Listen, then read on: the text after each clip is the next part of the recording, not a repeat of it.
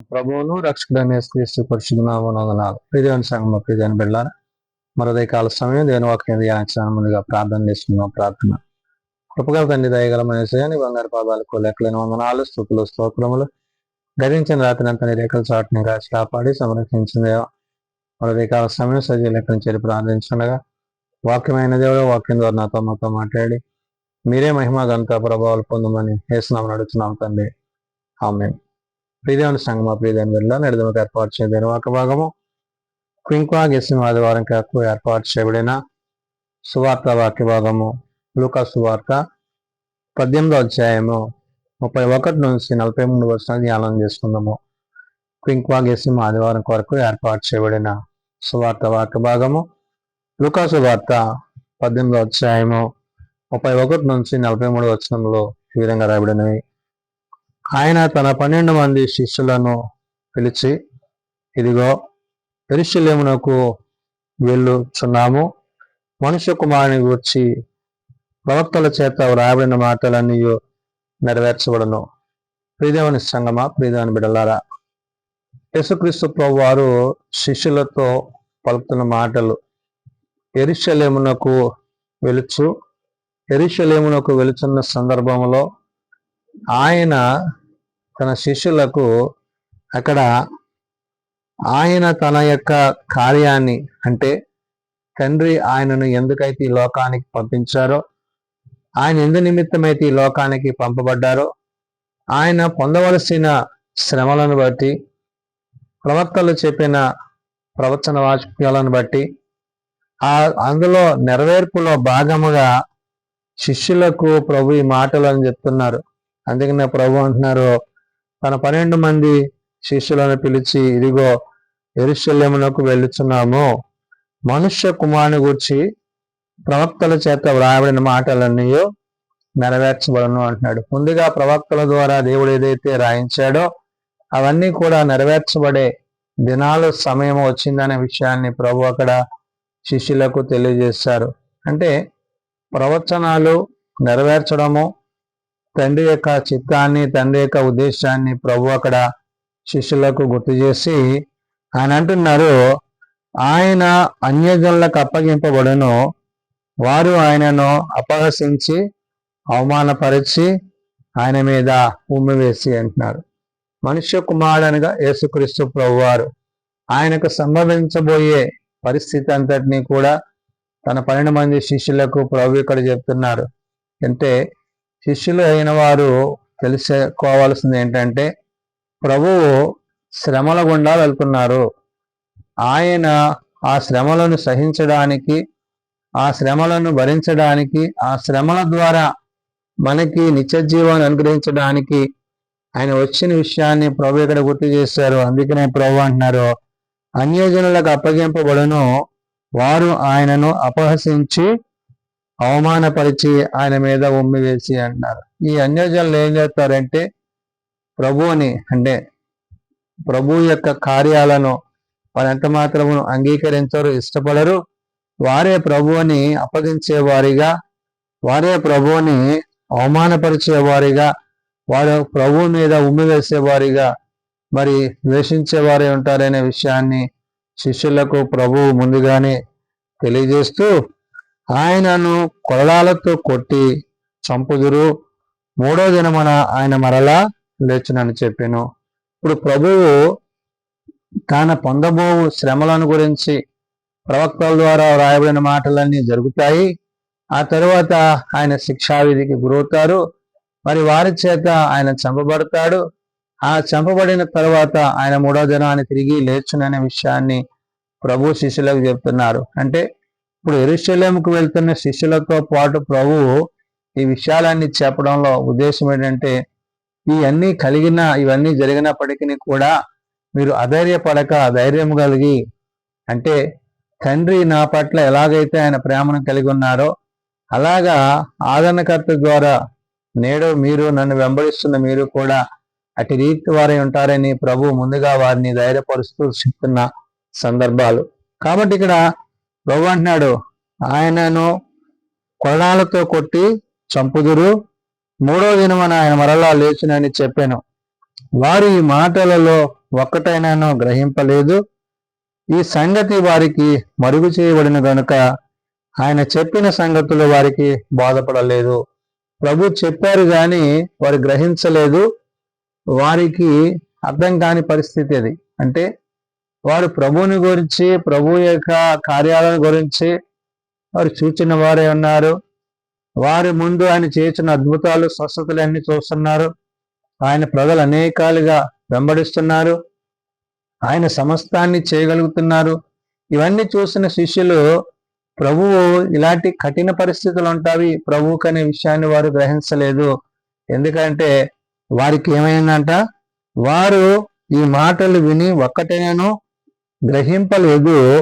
ఈ సంగతి వారికి మరుగు చేయబడను అంటున్నాడు. కాబట్టి వారు గ్రహించలేదు. సరిగదా వారికి మరుగు చేయబడింది. మరుగు చేయబడడం అంటే ప్రభువు తర్వాత దాని గురించి శిష్యులకు తెలియజేస్తారు. ఎప్పుడు ఆయన మరణించి తిరిగి లేచిన తర్వాత ఆయన ముందుగానే ఇప్పుడు లూకా సువార్తలు ఏదైతే ప్రభు అక్కడ చెప్పారో, ఆయన ఎలాంటి విధంగా శిక్షను పొందనయన్నారో, ఎలాంటి మరణాన్ని పొందనయన్నారో, ఇవన్నీ కూడా ప్రభు తర్వాత ప్రభువుని గురించి వారు అర్థం చేసుకుంటారని ప్రభు ముందుగా ఈ విషయాలను వారికి తెలియజేసి చెప్తూ ఆయన అంటున్నారు, ఈ సంగతులు వారికి మరుగు చేయబడను కనుక ఆయన చెప్పిన సంగతులు వారికి బోధపడలేదు.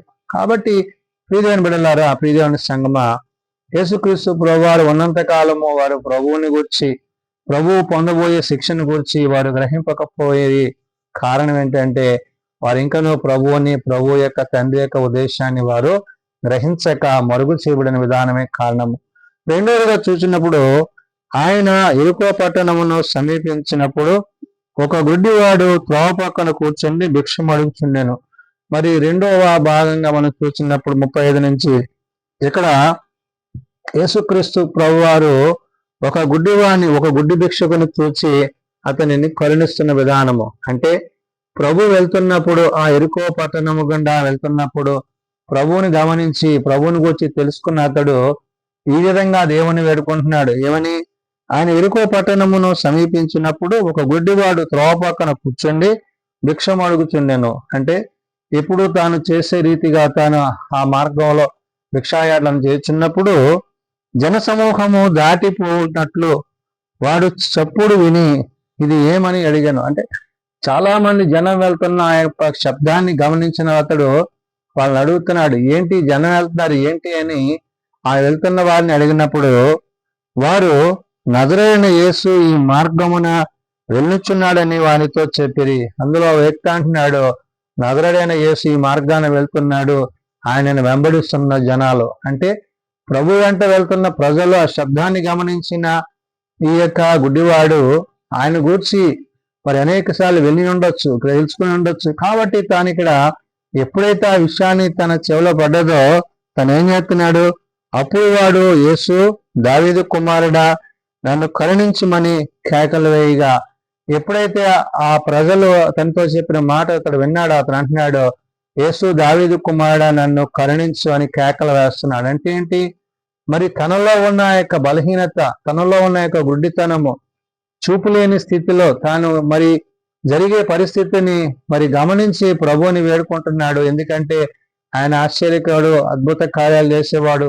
కాబట్టి ఇప్పుడు ఆయన తన మాట వింటే గనక తప్పక తనకు మేలు కలుగుతాదన్న ఒక ఉద్దేశాన్ని ఆశ కలిగి తాను కేకలేస్తున్నాడు. ఏమని? దావీదు కుమారుడా, యేసు దావీదు కుమారుడా నన్ను ఖండించమని కేకలు వేయగా ఊరకుండమని మందమని అడుగుతున్నారు. అంటే జనాలు ఏమంటున్నారు? కూడా ఉన్న వాళ్ళు అంటారు అంటే ఊరకుండమని ముందర నడుచుతున్న వాణిని గద్దించిరి. గాని వాడు మరీ ఎక్కువగా దావీదు కుమారుడా నన్ను కరుణించమని కేకలు వేసిన వాళ్ళు ఏమంటున్నారు? ఊరుకో ఎందుకు అడుగుతావని చెప్పి ఆ వ్యక్తిని గద్దిస్తున్నారు. కానీ అతడు ఎంత మంచి అవకాశాన్ని, ఎంత మంచి ఆధిక్యతని తాను పోగొట్టుకోకూడదని తలంచాడు తన హృదయంలో. మరి అనేక సార్లు మరి ప్రభువు విషయంలో తాను కనిపెట్టి ఉన్నవాడై ఉండొచ్చు. కాబట్టి ఇక్కడ తాను ఈ విధంగా వేడుకుంటున్నప్పుడు అందుకు దావీదు కుమారుడా నన్ను కరుణించమని కేకలు వేసెను. అంతటి యేసు నిలిచి వాణిని తన యొద్దకు తీసుకురమ్మనెను. వెంటనే ఆ స్వరము ప్రభు చెవిన పడినప్పుడు ప్రభు వెంటనే ఏం చేశారు? అతని నా యొద్దకు తీసుకురమ్మంటున్నారు. అంటే ఏంటి? ప్రభువుని వేడుకుంటున్నాడు, ప్రభువుని ఆశ్రయిస్తున్నాడు, ప్రభువుని అడుగుతున్నాడు. అంటే ఆశ్రయించు వారు ఎవరైతే ఉంటారో ఆయన వారి స్వరాన్ని విని వారికి సహాయం అంటాడు. ఈ దినాన్ని నీవు నేను కూడా ప్రభువుని వేడుకోవాలి. అంటే మన అవసరతల్లో మన అక్కర్లో దేవుని మనం వేడుకున్నప్పుడు ఆనాడు ఎలాగైతే ఆ గుడ్డి భిక్షకుడు మరి ప్రభువుని గురించి తెలుసుకుని తాను వేడుకుంటున్నాడో నేడు నీవు నేను కూడా వేడుకున్నప్పుడు మనము కరుణింపబడతామనే విషయాన్ని పరిశుద్ధాత్మ దేవుడు లూకా ద్వారా ఇక్కడ రాయించాడు. ఏమని? అంతటి యేసు నిలిచి వానిని తన యొద్దకు తీసుకురమ్మనేను.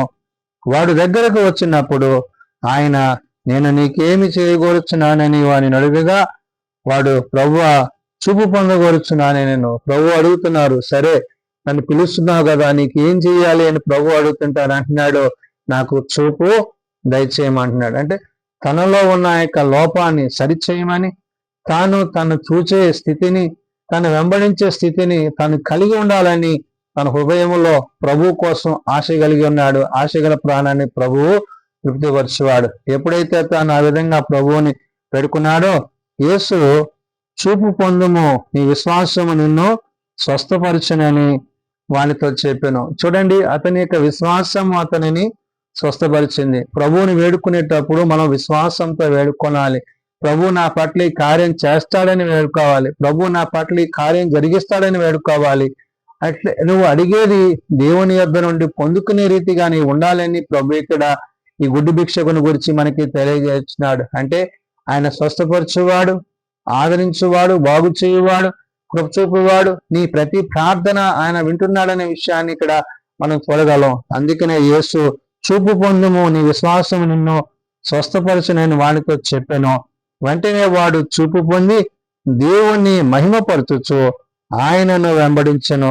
ప్రజలందరూ అది చూచి దేవునికి స్తోత్రము చేసిరి. ఎప్పుడైతే తాను ఆ విధంగా ప్రభు పలికాడో, ప్రభు పలికిన వెంటనే అతడు చూపు పొందుకున్నాడు. చూపు పొందుకోవడమే కాదు, దేవుణ్ణి స్తుతిస్తున్నాడు, దేవుని గణపరుస్తున్నాడు, దేవుని మహిమపరుస్తున్నాడు. అంటే తనలో అనేక సంవత్సరాల నుంచి తాను కనిపెడుతున్నది ఏదైతే ఉందో తన పట్ల దేవుడు నెరవేర్చడమే కాదు, వెంటనే ఆయనను వెంబడించిన వాడే అన్నాడు. ప్రియమైన బిడ్డలారా, క్రీస్తును అనేక సంవత్సరాల నుంచి, అనేక దినాల నుంచి అనేకులుగా వెంబడించే వారిగా ఉన్న మనము ఆయన యందు విశ్వాసం ఉంచినట్లయితే ఆయన మన పట్ల తన కార్యాన్ని జరిగించును. అలాడు మరి గుడ్డి భిక్షకుడు ఏ విధంగా అయితే ప్రభుని వేడుకున్నాడో, ప్రభుని ఆశ్రయించాడో, తన విశ్వాసతని బట్టి ప్రభు అతన్ని స్వస్థపరిచాడు. స్వస్థచిత్తుడైన ప్రభుని వెంట వెళ్ళి ఉన్నాడు. కాబట్టి ఇక ప్రభు చెప్పిన మాట ఏమని? వెంటనే వాడు చూపు పొంది దేవుణ్ణి మహిమపరచుచు ఆయనను వెంబడించను. ప్రజలందరూ అది చూచి దేవునికి స్తోత్రము చేస్తున్నారు. ప్రభు తన పట్ల చేసిన కార్యాన్ని బట్టి అతడు దేవుణ్ణి గణపరుస్తున్నాడు, దేవుణ్ణి స్తుతిస్తున్నాడు. నిజమే, నేడు నీవు నేను కూడా మన పట్ల దేవుడు అనేకమైన ఆశ్చర్య అద్భుత కార్యాలు చేసి ఉన్నాడు. వాటిని బట్టి మనము గణపరచు వారంగా, స్తుతించు వారంగా మనం ఉండాలని, ఆ విధంగా మనం ఉండడము మనకి మేలని, ఆశీర్వాదకరమని ప్రభు వచ్చినప్పుడు ప్రభుతో పాటు ఆయన రాజ్యం ముందు మనము సదాకాలము జీవించే వారమై ఉండాలని అదే కాల సమయమైన పరిశుద్ధాత్మ దేవుడు తెలియజేస్తున్నాడు.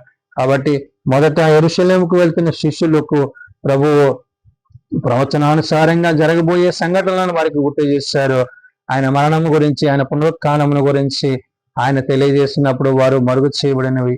అయితే రెండవదిగా మనం చూసినప్పుడు ఇక్కడ ఈ గుడ్డి భిక్షకుడు ప్రభువుని గురించి తెలుసుకొని ఆ మార్గమున తాను ప్రభువుని వేడుకున్నప్పుడు ప్రభు తన పట్ల కార్యాన్ని చేసి తనను ఆశీర్వదించి స్వస్థపరిచారు. కాబట్టి నేడు అతడు ప్రభువుని వెంబడించువాడైనాడు. ఈ రెండు విషయాల్లో మనము క్రీస్తుని కలిగి ఉన్నట్లయితే, అంటే మనం వెంబడించువారిగా ఉండాలి, ఆయన మాటలు గ్రహించేవారిగా ఉండాలి, ఆయన ఉద్దేశాలు ఎరిగిన వారమై ఉండాలి. అటు రీతిగా మనం జీవించినట్లయితే ఆయన మనను తన కృపయందు ఎంపారు చేసి ఆయన యొక్క రాజ్యంలో మనల్ని చేర్చుకొనని ఉదయకాల సమయమున పరిశుద్ధాత్మ దేవుడు భక్తుడైన లూకా ద్వారా తెలియజేసిన మాటలు. ఆమెన్. ప్రార్థన చేసుకుందాం. ప్రేమ నమ్మకం కలిగిన మా తండ్రి, కృప కలిగిన దేవ, అవును నాయన, నిన్ను వెంబడించు వారిని, నీ యొద్దకొచ్చు వారిని నువ్వు ప్రేమించు వాడవు, కృప చూపు వాడవు. ఇదిగో నాయన, మరి గుడివాడు మార్గంలో నీవు వెళ్తున్నావని ఎరిగి గ్రహించి దావీదు కుమారుడా నన్ను కరుణించమని కేకలు వేసినప్పుడు అతని స్వరమును విన్న ప్రభువా అతన్ని పిలిచి అతన్ని స్వస్థపరిచావు. అతని విశ్వాసతను బట్టి అతనికి చూపును అనుగ్రహించావు. అటు విశ్వాసములో అతడు కొనసాగాడు, నిన్ను వెంబడించాడు. తండ్రిని గనపరిచిన వాడే అన్నాడు. కాబట్టి నాయన నేడు నీ మాటలు వింటున్న మేము, నీ వాక్యమును అనుసరిస్తున్న మేము, నేను వెంబడించు వారముగా అటు విశ్వాసులుగా ఉండుటకు మాకు నీ కృప దయచేయండి. అవిశ్వాసులుగా కాక విశ్వాసులుగా నిన్ను ప్రేమించే వారిగా నీ వాక్యమును అనుసరించి నడిచే వారిగా ఉండుటకు సహాయం దయచేయండి. తండ్రి, మీరు మా పట్ల చూపిన ప్రేమను బట్టి, మీరు మా కొరకు చేసిన శిలువ యాగ మరణమును బట్టి, నాయన మా కొరకు మీరు శ్రమను అనుభవించి మరణించి తిరిగి లేచిన విధానాన్ని బట్టి ప్రభువా, మీరు మా పట్ల ఎంత ప్రేమ కలిగి ఉన్నారో మేము గుర్తెరిగి నీ ప్రేమ యందు నిలుచుటకు, నీ వాక్యం ముందు జీవించుటకు మాకు నీ సహాయం దయచేయండి. ఎంతో మంది బలహీనులు ఉన్నారు, బలపరచువాడు. ఎంతో మంది రోగులు ఉన్నారు, స్వస్థపరచువాడవు. ప్రార్థన అవసరం కలిగిన కుటుంబాలపై నీ కృపనుంచువాడవు. ఇదిగోనైనా ప్రత్యేకించినైనా నేడు సమాధి దినాన్ని నీ సన్నిధానంలో చేరి నీ శరీరం ద్వారా నీ రక్తం ద్వారా బలపరచబడి భద్రపరచబడి నీలో జీవించగలిగిన కృప మా అందరికీ దయచేయండి. చిన్న బిడ్డలు, యవనులు, పెద్దలు, వృద్ధులు ప్రతి వారిని వారి వారి అవసరాల లెక్కల్లో సహాయం దయచేయండి. ఎగ్జామ్స్ రాయించిన బిడ్డలను జ్ఞాపకం చేసుకోండి. బిడ్డల చుట్టూ నీ కృపనుంచండి. జ్ఞానము, తెలివి, బలమును, ఆరోగ్యం దయచేయండి. ఉద్యోగాలు చేసిన బిడ్డలను జ్ఞాపకం చేసుకోండి. పరిచయం చేసిన సేవకులను, విశ్వాసులను, సంఘాలను జ్ఞాపకం చేసుకోండి.